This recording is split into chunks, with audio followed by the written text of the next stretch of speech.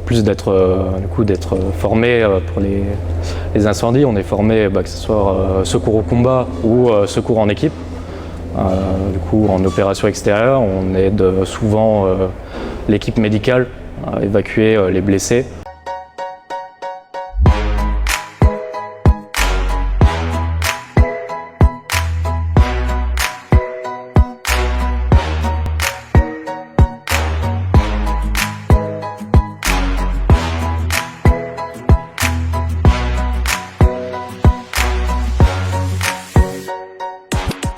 Donc on est en compagnie du brigadier Robin qui lui est pompier au 1er régiment des hélicoptères de combat de la Latte.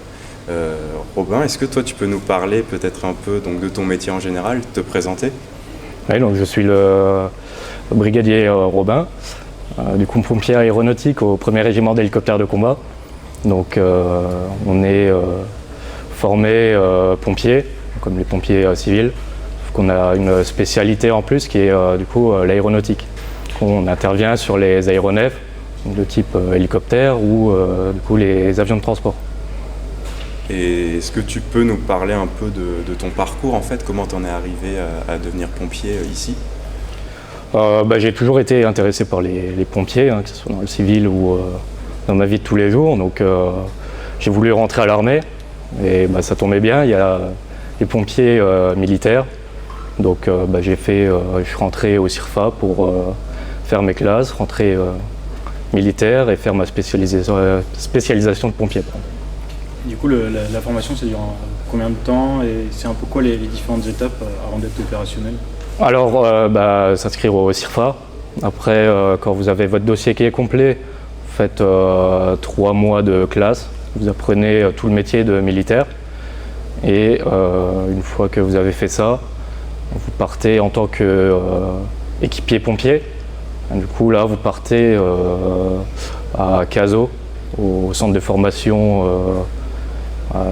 près d'Arcachon, où là, on est formé par l'armée de l'air. Et là aussi, c'est 3 mois pour faire équipier pompier. Quelles seraient les différences un peu entre un pompier dans le civil et un pompier dans le militaire? Peut-être le rythme de travail. On a c'est un peu plus soutenu, donc on doit mélanger le militaire et le pompier. Et après, la spécialisation aéronautique, donc des formations en plus. Et, voilà.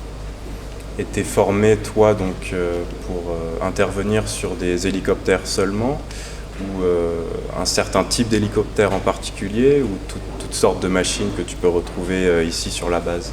Non, on peut intervenir sur tout type d'hélicoptère, que ce soit militaire ou civil. Et pareil, des avions, comme on est formé par l'armée de l'air. Que ce soit des avions de chasse, des avions de ligne, des avions de transport, sur tout type d'aéronef, on est formé. Quels sont un peu, par exemple, si tu es en intervention sur un hélicoptère, quelles sont un peu les procédures à suivre? On a vu tout à l'heure une démonstration d'intervention.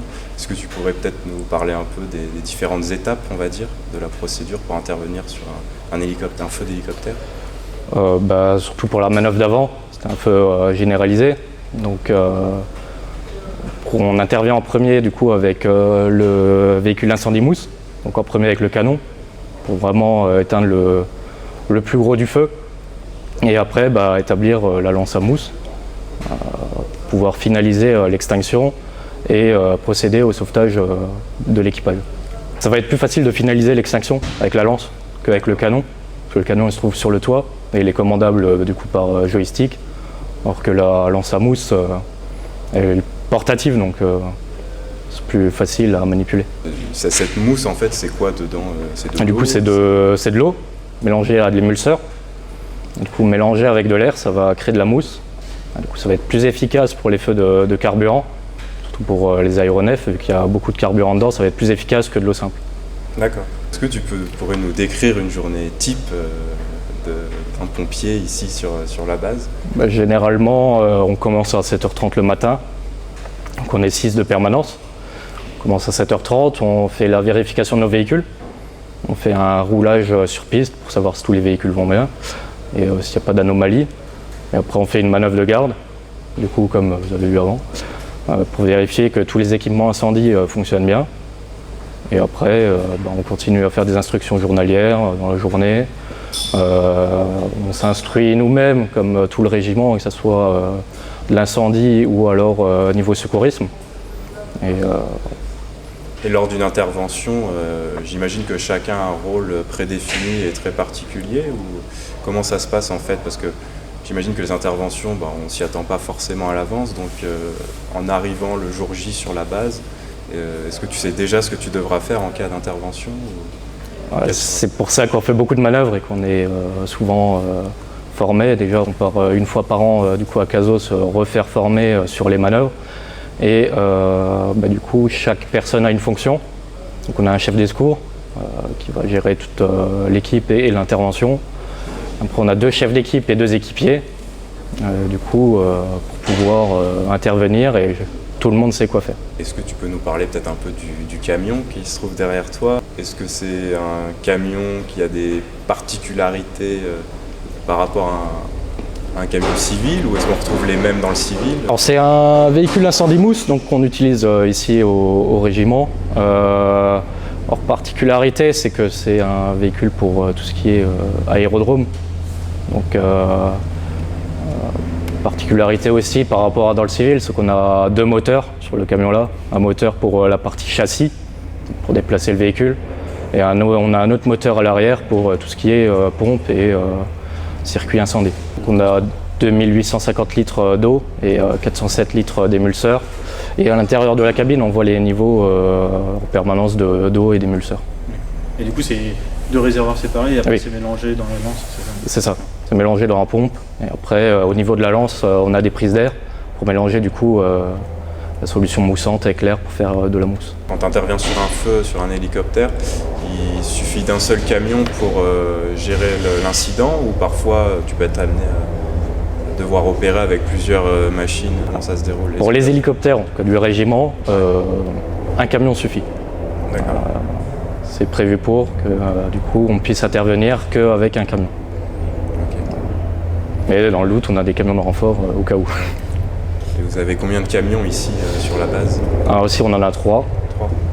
On a 3, un de permanence, on en a un de renfort, et puis on en a encore un de réserve s'il y a une panne sur un camion ou pour entretien ou visite. Lors des conflits, ces camions-là, ils sont envoyés sur le terrain. Comment ça se passe? Vous êtes aussi déployés? Alors, en tant que pompier, on est déployé aussi en mission extérieure. Et les camions aussi. On a ce type de camion et on a encore nos anciens camions qu'on n'a pas ici. Est-ce que vous participez aussi à des missions civiles? Je sais pas, feu de forêt pendant l'été, des choses comme ça? Pas nous au premier HC. Je sais qu'à l'armée de l'air, oui. Mais en tout cas, à l'armée de terre, non. Et du coup, toi, Robin, est-ce que tu es déjà parti en OPEX? Oui, je suis parti 2 fois au Mali, en 2020 et 2022. Lorsque tu es en OPEX, quelle est un peu la différence d'environnement et comment est-ce qu'elle impacte toi ton métier de pompier? Déjà par rapport en France, on a le climat. Suivant quelle période on part, il fait beaucoup plus chaud et sec du coup qu'en France. Du coup, tout ce qui est risque incendie est amplifié par rapport en France.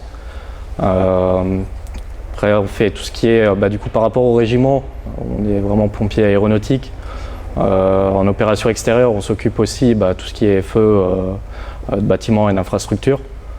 Surtout qu'on n'a pas de pompiers civils souvent dans les opérations extérieures. Du coup, c'est nous qui faisons ces missions-là en plus. Du coup, toi Robin, est-ce qu'en OPEX, tu es amené à faire du secours à la personne aussi? Alors, en plus d'être formé pour les incendies, on est formé que ce soit secours au combat ou secours en équipe.